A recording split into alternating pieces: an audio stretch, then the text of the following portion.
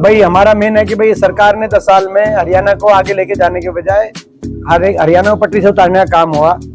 विकास की रफ्तार शून्य पे पहुंच गई और बेरोजगारी की, अपराध की आज दोबारा से वो स्थिति बन गई हरियाणा के अंदर जो 2004 से पहले, आपको याद होगा जो 2004 से पहले चौटाला राज में फिरौतियां मांगी जाती थी जेलों से, अब फिरौतियां मांगी जा रही हैं विदेशों से। वही गैंग्स आगे, गैंगस्टर्स आगे, कहीं यूथ बेरोजगारी में है, कहीं नशे में, कहीं डिप्रेशन में है, कहीं अपराध में। ये स्थिति हरियाणा की अच्छी नहीं है, ये सरकार की विफलता है और सरकार को बदलना हमारा चुनाव का, रोहतक लोकसभा क्षेत्र के चुनाव का लक्ष्य, एक बहुत बड़ा लक्ष्य हरियाणा की सरकार को बदलना भी है। रोहतक चुनाव में कांग्रेस जीतेगी और हरियाणा के अंदर उससे हरियाणा के परिवर्तन का रास्ता बनेगा। पिछले 2019 में ईवीएम पर बड़े सवाल उठे थे, क्या आपको लगता है कि चुनाव में भी कुछ गड़बड़ी? देखिए, जहां तक चुनाव की प्रक्रिया की बात है, निष्पक्षता की सुनिश्चित करना चुनाव आयोग को ये ध्यान रखना चाहिए कि जो भी कदम उठाए जाए, जिस तरह भी चुनाव कराया जाए, कम से कम ये जरूर हो कि भाई चुनाव की प्रक्रिया पे सभी का विश्वास पूर्णतः बना रहे। वो सबसे महत्वपूर्ण बात है लोकतंत्र के लिए। ये हमारी मैं मानता हूं कि इस बार एक और चीज मैं कहना चाहूंगा कि जो पोस्टल बैलेट है, पोस्टल बैलेट की गिनती वो एक तो शुरू में कराई जाए और वो सीसीटीवी कैमरा, जैसे चंडीगढ़ मेयर में सीसीटीवी कैमरा था, तो ऐसे पोस्टल बैलेट की गिनती शुरू में कराई जाए और सीसीटीवी कैमरा का उसमें उपयोग किया जाए। ये मैं जरूर चुनाव आयोग को अपनी तरफ से मैं सुझाव और आग्रह दोनों करना चाहूंगा। दीपेंद्र जी, लेकिन जिस तरह से बीजेपी ने काफी सीटों की घोषणा कर दी है, कांग्रेस पीछे क्यों रह गई? उनका ये कहना है कि रोहतक सिर्फ एक कैंडिडेट टिकट लेने के लिए इच्छुक है, बाकी दिन को कैंडिडेट ही नहीं मिल रहे हैं। ऐसा है कि कांग्रेस कहीं इसमें पीछे वाली बात नहीं है, रणनीति है। हम रणनीति के तहत अपने उम्मीदवार सही समय पे हम घोषणा करेंगे, ये हमारी रणनीति का हिस्सा है।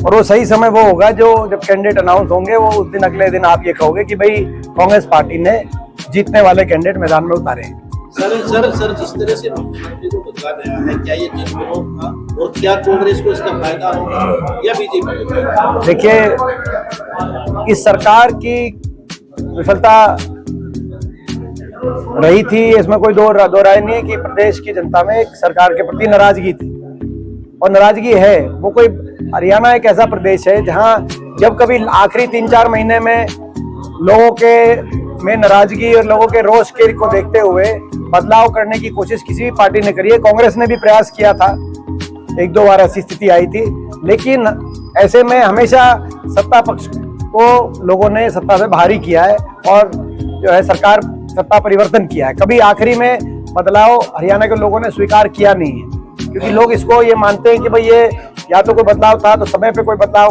करके अपनी कार्यशैली का करना चाहिए था, और जिस तरीके से बदलाव किया गया है वो तो मैं समझता हूँ कोई भी उसको अच्छा नहीं मानेगा। 2 महीने से ज्यादा का वक्त मिला है चुनाव में, 25 मई के चुनाव में, क्या लोगों तक पहुंच पाएंगे? देखिए, ये मैं देखो, मैं एक तो पूरा देश का चुनाव ये लेट कराया गया है भाजपा द्वारा। कहीं ना कहीं भाजपा की जो केंद्र सरकार है वो पूरे देश का चुनाव लेट कराने के पीछे क्या मंशा है, ये हमें समझ नहीं आ रहा। क्योंकि ये तो सरकार कह रही थी कि इस बार ये तो 400 का नारा दे रहे थे और कह रहे थे भी लोग तैयार हैं और बड़ी बड़ी बातें चल रही थी। फिर चुनाव को आपने लेट क्यों करा दिया देश का? कहीं ना कहीं क्या मतलब जो है, इसके पीछे क्या मंशा है? ये हरियाणा का भी लेट हो गया मगर पूरे देश का भी लेट हो गया, तो क्या मंशा है? चलो, वो सरकार है, सरकार की मंशा सरकार ही बता सकती है, लेकिन ये इसमें इनका आत्मविश्वास नहीं दिख रहा, इनका आत्मविश्वास नहीं दिख रहा इसमें, इस फैसले में। भाजपा के नेता राहुल वर्सेस मोदी चुनाव की बात कर रहे हैं, ये चुनाव राहुल वर्सेस मोदी चुनाव है। क्या आपको लगता है कि ये जो मुद्दों का चुनाव लड़ा जाएगा या फिर सारी चीजें होती है चुनाव में? हमारे लोकसभा की, हमारी लोकतंत्र में हमारी प्रणाली है, लोकसभा में जो है हमारे कैंडिडेट खड़े होते हैं और ये जो है अपना सारे ही मुद्दे इम्पोर्टेंट होते हैं, हर कैंडिडेट इम्पोर्टेंट होता है, हर पार्टी के नेतृत्व इम्पोर्टेंट होता है, प्रदेश नेतृत्व इम्पोर्टेंट होता है, सारे मुद्दे इम्पोर्टेंट होते हैं और सभी बातों का निचोड़ चुनाव में निकलता है। रोहतक की सीट को डिक्लेयर नहीं किया गया, कोई स्ट्रॉन्ग कैंडिडेट होंगे? देखो, आपने देखा होगा दुष्यंत चौटाला की स्टेटमेंट 2 दिन पहले क्या आई। दुष्यंत चौटाला की स्टेटमेंट आई हिसार में कि रात को उनको बुलाया गया जेपी नड्डा जी द्वारा और जेपी नड्डा जी द्वारा कहा गया कि आप रोहतक से लड़ लो। जेपी नड्डा जी ने दुष्यंत चौटाला को कहा कि हम रोहतक छोड़ते हैं, बीजेपी रोहतक छोड़ती है, आप रोहतक से लड़ लो। दुष्यंत चौटाला ने रोहतक का नाम सुन के कहा कि मैं गठबंधन छोड़ता हूं। बीजेपी छोड़ रही है जेजेपी के लिए, जेजेपी गठबंधन ही छोड़ रही है, लेकिन रोहतक के लोगों के आशीर्वाद को आखिरी सांस तक मैं नहीं छोड़ूंगा। रोहतक के लोगों को आके आशीर्वाद को देखो, आज इससे ये भी पता चलता है कि इस सीट के प्रति दोनों पार्टियों की क्या भावना है।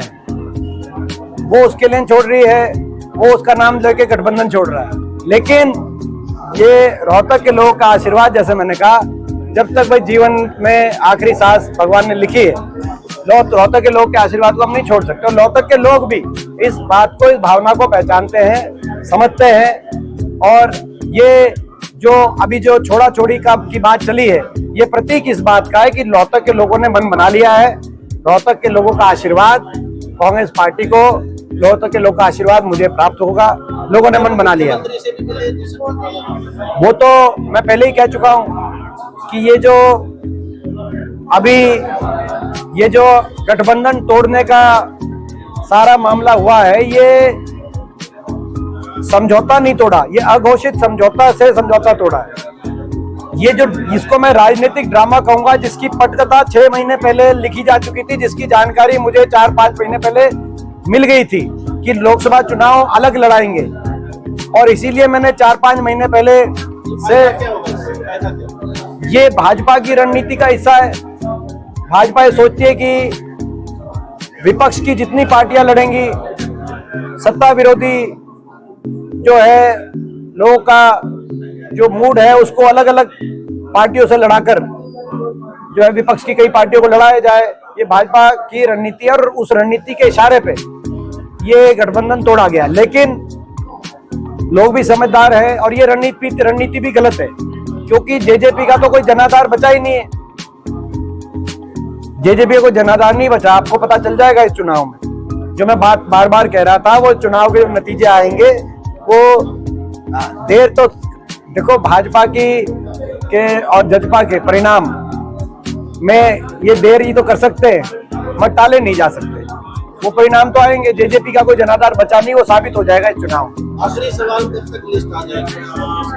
मैंने उस सवाल का जवाब दे दिया, दिनेश जी सवाल का जवाब दे दिया। सुरेंद्र जी ने पूछा था, उसका जवाब यह है कि, और बिल्कुल आप नोट कर लो, लिख के अपना लिख लो, बिल्कुल उसी टाइम पे आएगी, उसी दिन आएगी, सही दिन और सही समय, सही दिन और सही समय पे कांग्रेस की लिस्ट आएगी।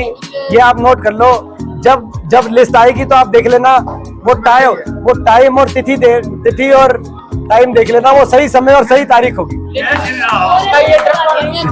श्री राम, जय श्री राम। हाँ क्या जी, ये डर तो नहीं है कि भगदड़ तो नहीं मच जाए जिस तरह बीजेपी? देखिए, हमारा, मैंने कहा कि हम इस बार बड़े सूझबूझ से चल रहे हैं कांग्रेस पार्टी, और हम बड़ी रणनीति से अपने उम्मीदवार सही समय पे उतारेंगे, ऐसा हमें विश्वास। आज अशोक तंवर थे रोहतक में, एक बार अशोक तंवर के रोहतक में उन्होंने आरोप लगाया कांग्रेस में मैं पूर्व अध्यक्ष रहा था, मैंने बूथ कैप्चरिंग की है और मेरे पास इस तरह के मैसेज आया करते थे, और कांग्रेस में तो लट ये वो है प्रवृत्ति। ये देखो, वो मैं आपका इस बारे में मैं, हाँ आपने पूछा कि आप दिल्ली DNU के अंदर क्या थे, आपने ये नहीं पूछा कि यूथ कांग्रेस का अध्यक्ष किसने बनाया, आपने नहीं पूछा न्यूज का अध्यक्ष किसने बनाया, आपने ये नहीं पूछा कि उसको MP किसने बनाया।